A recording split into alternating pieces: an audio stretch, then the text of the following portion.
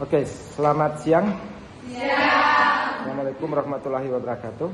Waalaikumsalam warahmatullahi wabarakatuh. Ya, baik adik-adik mahasiswa. Jadi di akhir semester ini, ya, kita akan mereview sedikit, ya, mengenai materi-materi yang sudah diberikan. Ya. Tapi masih ada juga satu materi yang akan disampaikan pada pertemuan ini. Nah, sehingga kita perlu dulu mengingat kembali, ya, hal-hal yang sudah disampaikan pada perkuliahan awal sebelumnya. Jadi mata kuliah ini, ya, punya bobot SKS 2, ya, sebagaimana yang disampaikan lalu. Mata kuliah penganggaran perusahaan itu memiliki capaian-capaian pembelajaran, ya, sebagaimana rencana pembelajaran semester yang sudah disampaikan. Nah, sehingga para mahasiswa itu diharapkan dapat mencapai hal-hal yang sudah direncanakan sejak awal. Ya. Nah, selain capaian-capaian tersebut, ya, juga sudah disampaikan sebelumnya tentang direncanakan. Ya. Jadi kita sudah belajar tentang konsep, ya, dasar dari anggaran, bagaimana. Jadi anggaran itu kan ada anggaran publik, ya, dan anggaran perusahaan. Nah, kita kan pembelajaran adalah anggaran perusahaan. Nah, kemudian sudah juga disampaikan, ya, materi-materi tentang bagaimana proses penyusunan anggaran perusahaan tersebut. Nah, pada intinya anggaran perusahaan itu kan dia punya dua fungsi, ya, fungsi perencanaan sama fungsi pengendalian, ya. Nah, kemudian kita juga sudah membahas materi tentang ramalan, ya, atau ramalan atau forecasting, ya. Forecasting, kenapa itu penting? Karena kalau melakukan penganggaran, perusahaan merencanakan, ya, suatu anggaran itu pasti tidak lepas dari forecasting, ya, ramalan, ya. Nah, itu sudah nanti dipelajari. Kemudian anggaran yang ada dalam penganggaran perusahaan atau elemen anggaran. Ada anggaran penjualan, ya, kemudian anggaran produksi, anggaran biaya, kemudian anggaran modal, anggaran kas. Nah, cuma memang sumber pendapatan, ya, yang direncanakan itu lebih fokus pada anggaran penjualan. Nah, sementara anggaran produksi dan seterusnya itu biasanya adalah anggaran-anggaran yang lebih mengarah pada biaya, ya, atau pengeluaran. Nah, itu sudah dibahas dan kita juga setelah itu sudah melaksanakan UTS, ya, ujian tengah semester. Kemudian kita sudah menyambung dengan materi yang lain, ya. Setelah UTS itu ada beberapa materi juga disampaikan sampai pada akhir semester ini. Itu ada beberapa, ini ada bagaimana pengendalian anggaran, kemudian presentasi proyek, juga bagaimana kita akan membuat budget modern, ya. Nah, itu kira-kira sekilas, ya, pembelajaran yang sudah kita laksanakan sesuai dengan rencana semester, ya, yang sudah disampaikan sebelumnya. Nah, jadi pada saat ini, ya, tetap akan diberikan juga satu materi untuk melengkapi dari semua materi yang sudah diberikan, karena memang untuk akhir semester sebaiknya seluruh materi itu telah tersampaikan. Jadi kita pada kesempatan ini akan membahas tentang analisis varians ya dalam konteks penganggaran perusahaan. Ini materi ya, terakhir kita. Jadi kita akan membahas tentang analisis penyimpangan atau lebih dikenal dengan analisis varians.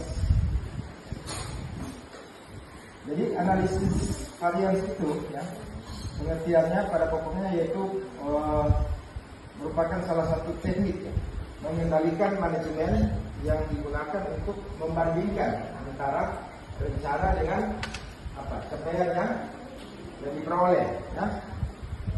Ya. Nah, kita tahu sebagaimana kuliah-kuliah sebelumnya bahwa fungsi utama daripada penganggaran perusahaan itu adalah perencanaan, planning. Nah, jadi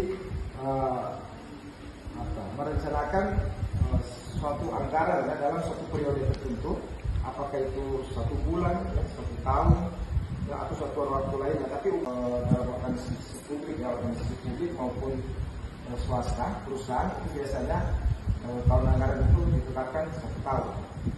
Nah,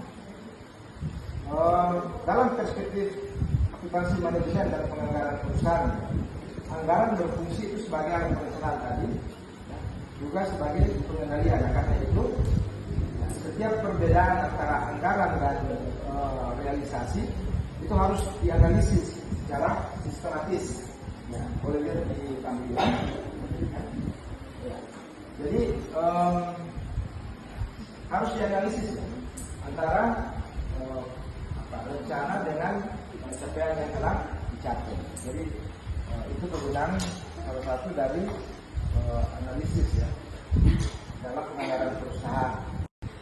Nah, analisis yang digunakan itu yang kita bahas yaitu adalah analisis varian. Secara konseptual ya, varian dapat diartikan sebagai selisih antara nilai yang direncanakan atau anggaran ya dengan nilai yang benar-benar terjadi atau realisasi.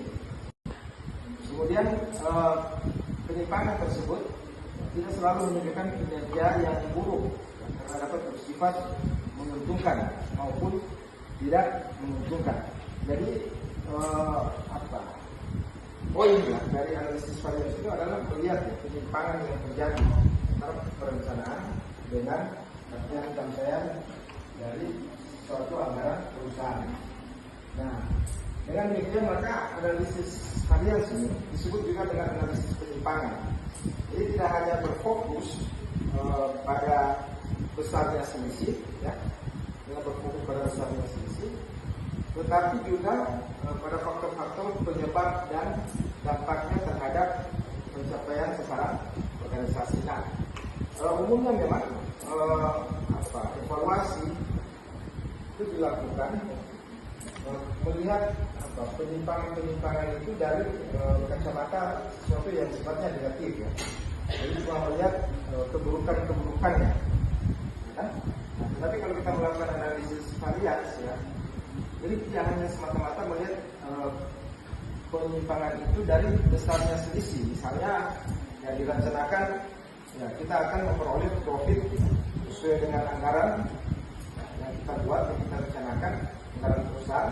Misalnya profit 1 tahun anggaran itu 100 juta, tapi pada akhirnya ketika kita melakukan evaluasi ya dengan metode analisis varians ya, kita melihat selisih antara perencanaan itu dengan capaian. Dari 100 juta yang digunakan ternyata capaiannya misalnya 75 juta, berarti kan ada selisih 25 juta.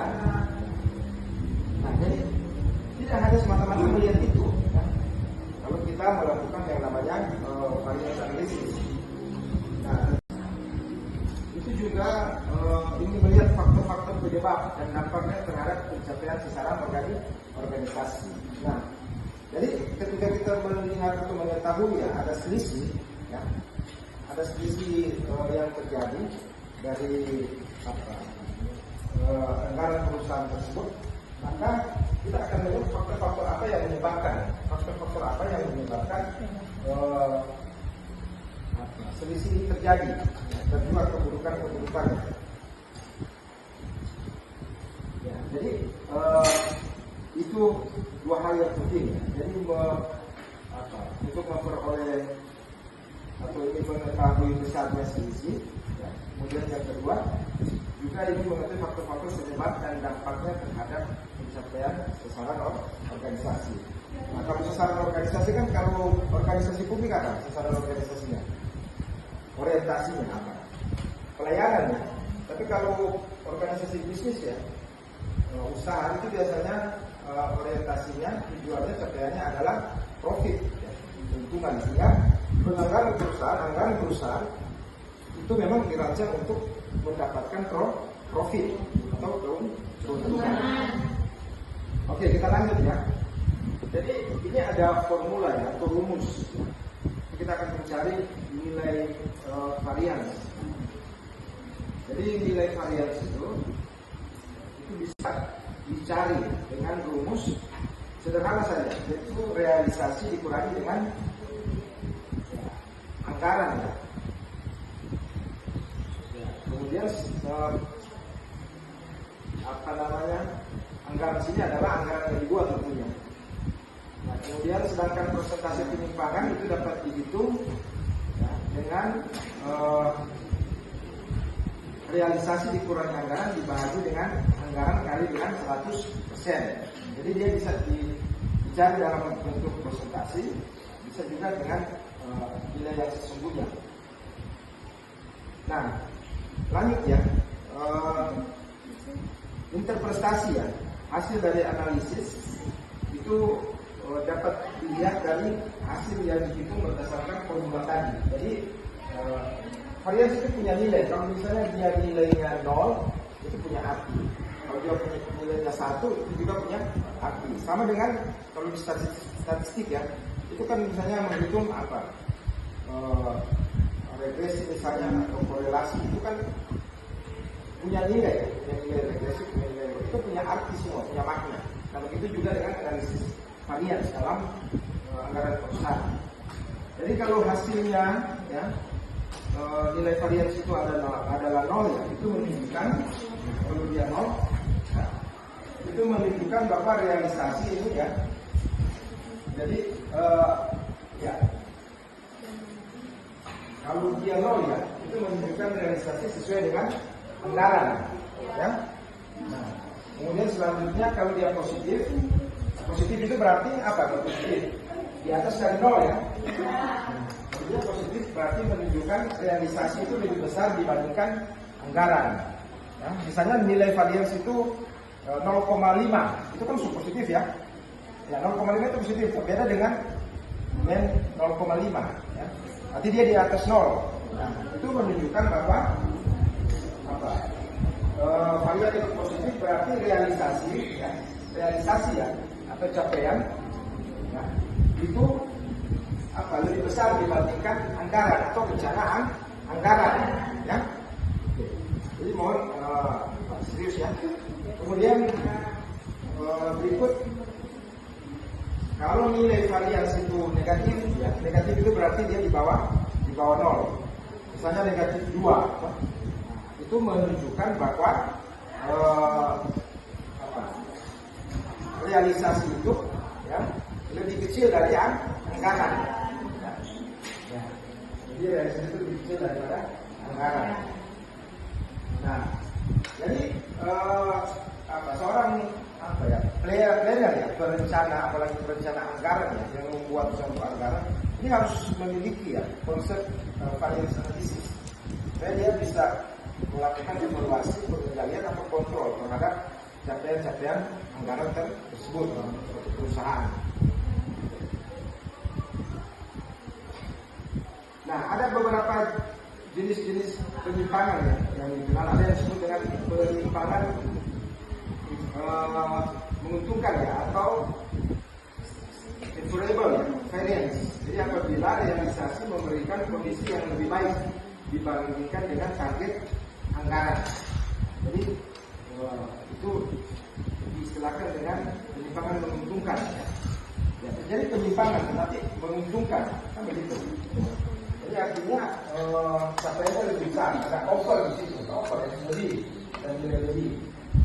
Nah kemudian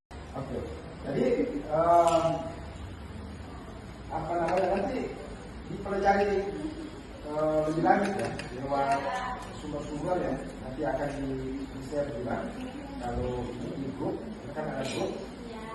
Bu WhatsApp, ya kan bisa. Tapi paling tidak poinnya, Anda bisa mengerti apa itu analisis harian dalam konteks penganggaran perusahaan, kemudian jenis-jenisnya dan faktor-faktor yang menyebabkannya. Nah, untuk tahapan analisis harian, itu ada kurang lebih 7 bisa dikembangkan. Pertama adalah menentukan anggaran sebagai standar pembanding ya. Kemudian kedua mengumpulkan data realisasi anggaran. Kemudian yang ketiga menghitung besarnya varians yang tadi sudah dijelaskan rumus-rumusnya. Kemudian yang kelima menelusuri penyebab penyimpangan. Jadi setiap terjadi penyimpangan anggaran dalam anggaran perusahaan itu harus ditelusuri apa penyebabnya. Ya, supaya kita bisa memperbaiki di tahun anggaran berikutnya.